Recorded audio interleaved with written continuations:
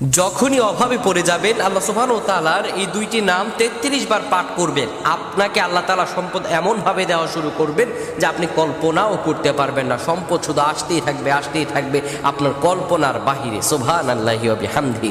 মহান রব বারবার আমাদেরকে ডেকে বলেছেন, বান্দা আমার কিছু নাম ও গুণবাচক, আমার কিছু বৈশিষ্ট্য রয়েছে যা দ্বারা তোমরা ডাকবে।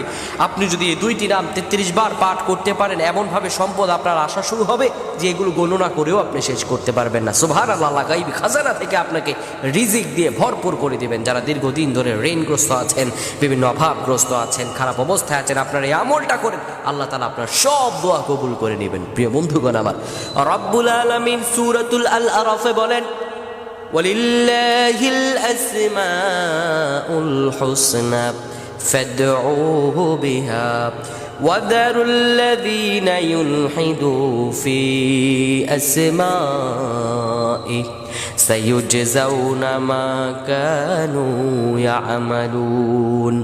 আল্লাহ রাব্বুল আলামিন বলেন, দুনিয়ার মানুষেরা শুনো, তোমার রব্বের এমন সুন্দর সুন্দর নাম রয়েছে, ফাদউহু বিহা, তোমরা সেই নাম ধরেই তোমার রবকে ডাকো। ওয়াদারুল্লাযীনা ইউলহিদু ফি আসমাইহি, তাদেরকে বর্জন করো যারা তোমার রবের নামকে বিকৃত করে থাকে, তাদেরকে তোমরা বর্জন করে দাও যারা বিকৃত করে আল্লাহ রাব্বুল আলামিন তাদের সম্পর্কে ভালোই খবর রাখেন।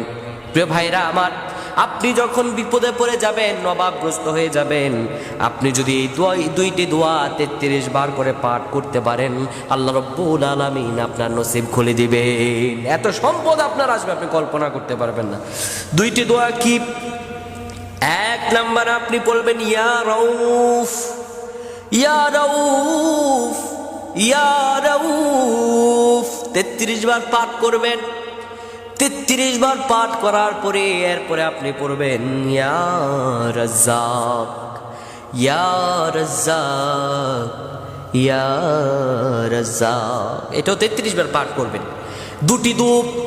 দুটি দোয়া আপনি ৩৩ বার পাঠ করবেন। এক নম্বরে ইয়া রাউফ, দুই ইয়া রাজ্জাক, ইয়া রাউফ, ইয়া রাজ্জাক। এই দুইটি দোয়া যদি ৩৩ বার আপনি পাঠ করতে পারেন, আল্লাহর উপর ইস্তেকামাত করে, রব্বুল আলামিন আপনাকে এমন পরিমাণে সম্পদ দিবেন, আল্লাহ নিয়ামত পেয়ে মস্তকটা নত হয়ে যাবে। সুবহানাল্লাহ। আল্লাহ নিয়ামত পেয়ে আপনার দিলটা খুশি হয়ে যাবে। আল্লাহ এই জন্য বলছেন, বান্দা হতাশ হবে না। ওয়ালা সাউফা ইউতিকা রাব্বুকা ফাতারদা, আর রব তোমাকে শীঘ্রই এত নিয়ামত দিবেন, এত নিয়ামত দিবেন, ফাতারদা, তুমি খুশি হয়ে যাবে, মস্তক নত হয়ে যাবে আপনার। এই জন্য ধৈর্য, আল্লাহ রব্বুল আলামিনের কাছে চাইতে হলে আপনার ধৈর্য ধারণ করে চাওয়া লাগবে। রব্বুল আলামিন আপনাকে সেইভাবে রহম দিয়ে ভরপুর করে দিবেন। আল্লাহ তাআলার কাছে আপনার সেইভাবে চাইতে হবে। মহান রবের কাছে যদি হৃদয়ের আকুতি ভরা চাওয়াটা আল্লাহ তাআলার কাছে চাইতে পারেন, আমার রব আপনাকে কবুল করতে দেরি করবেন না। আপনার রিজিক খুলে যাবে, আপনার বরকতে আপনি ভরপুর হয়ে উঠবেন, আপনার অন্তরটা প্রসারিত হয়ে যাবে ইনশাআল্লাহ।